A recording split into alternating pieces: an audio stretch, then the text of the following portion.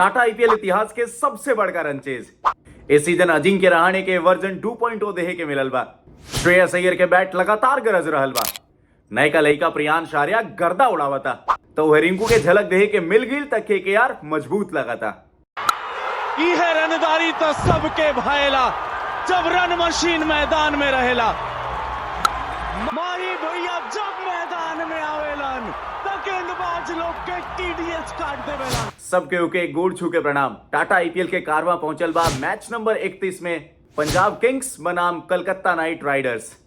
दोनों टीमें कप्तान बदलाइल बने। आज श्रेयस अय्यर जे पिछिलका सीजन केकेआर के चैंपियन बनौले वो पंजाब किंग्स के कप्तानी करी है। तो ये सबसे मजेदार मैच होके वाला है जब ये दोनों टीम आमने सामने भिड़ी। अब का श्रेयस अय्यर केकेआर के खिलाफ हुआ अपन बदला भी लेवे चाहिए कि भाई एगो ऐसा कप्तान जे तारा के ट्रॉफी जिता के देलस, बढ़िया बल्लेबाजी कैलस, बढ़िया प्रदर्शन कैलस और तू लोग उनके के रिटेन ना कैल जा। लेकिन एक फायदा पंजाब किंग्स उठौले बा कि श्रेयस अय्यर के अपना टीम में लेलस, कप्तान बनौलस और श्रेयस अय्यर कप्तानी में भी बहुत बढ़िया करते हैं। फिर बल्लेबाजी तब बेजोड़ चल रहा बा। पंजाब किंग्स अपन पिछिलका मैच सनराइजर्स हैदराबाद के खिलाफ खेलने रहे। हैदराबाद में तो तूफान आई रहे भाई। पंजाबी लयका अभिषेक शर्मा भले एसआरएच से खेलस लेकिन पंजाब के गेंदबाज लोग के गर्दा उड़ा दिलस। ऐसा बल्लेबाजी कैलस कि फिर बता दिलस कि जौना दिन अभिषेक शर्मा चले लें खाली उहे चले लें, बाकी केकरो ना चलेला। तो वह केकेआर भी जीत के आ रहल बा। सीएसके के हरौलन जा और फिर टीम में वो बैलेंस दोबारा लौकल। सुनील नारायण के बल्ला भी गर्जल और फिर चेन्नई के घर में मैच रहे तो सुनील नारायण की गेंदबाजी तहलका मचा दिलस। ये दोनों टीम आपस में 33 बार भिड़ल बा, जोना में 21 बार केकेआर जीतल बा तो खाली 12 बार पंजाब किंग्स के जीत मिलल बा। लेकिन पिछला 5 मैच में 2 बार पंजाब किंग्स जीतल बा, 3 बार केकेआर जीतल बा। ये बता रहल बा कि पंजाब किंग्स ये सीजन तो बढ़िया खेलते बा। अब बता रहल बा कि बाकी टीम खातिर भी कितना चुनौतीपूर्ण रही। पंजाब के न्यू चंडीगढ़ स्टेडियम में ये मुकाबला बा। हमनी के देखले ही नहीं जा कि प्रियांश आर्या के जब बैट चला रहे अपना घरे के मैदान में तो भाई तहलका मचा रहे। सबके उखली गेना के रोकत रहे जो दर्शक लोग बैठा रहे। वो शतक बना के बता दिलन कि वो लड़का एकदम इंतजार करत रहे एगो बड़का प्लेटफॉर्म के। जब मौका मिलल तो फिर बल्ला से धमाका कैलस। अब पिछिलको मैच में एसआरएच के खिलाफ भी आके ताबड़तोड़ शुरुआत दिले। मोहम्मद शमी के खिलाफ ऐसा बल्लेबाजी बता रहल बा कि ये लड़का रेयर टैलेंट बा, ये लड़का में दम बा।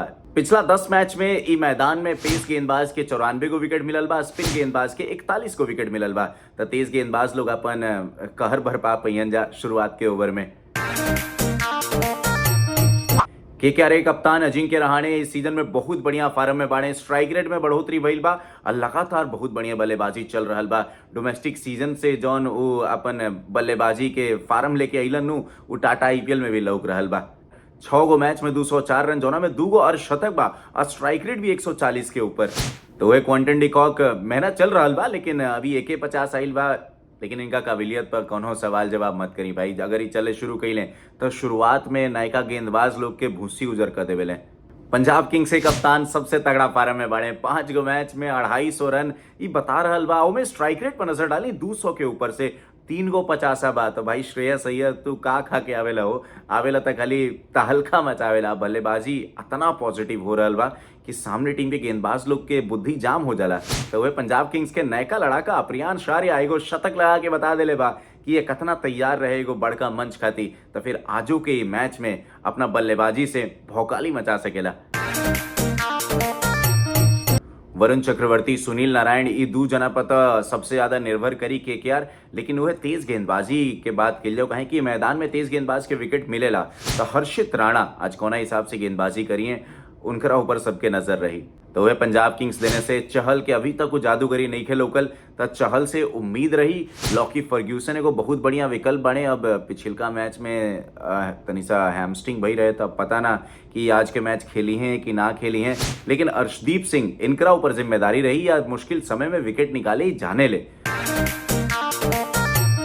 अगर अजिंक्य रहाणे नाम के चक्रवात के रोके के बाद तो फिर अर्शदीप सिंह के गेंदबाजी कारगर सिद्ध रही। दोनों जना आमने सामने 4 बार भेटाइल बने जा। रहाणे 21 रन बनौले बने और अर्शदीप रहाणे के 2 बार आउट केले बने। तो वह अर्शदीप सिंह के रसल के भी रोके आवेला, रसल के भी अपना गेंदबाजी से 2 बार आउट केले बने।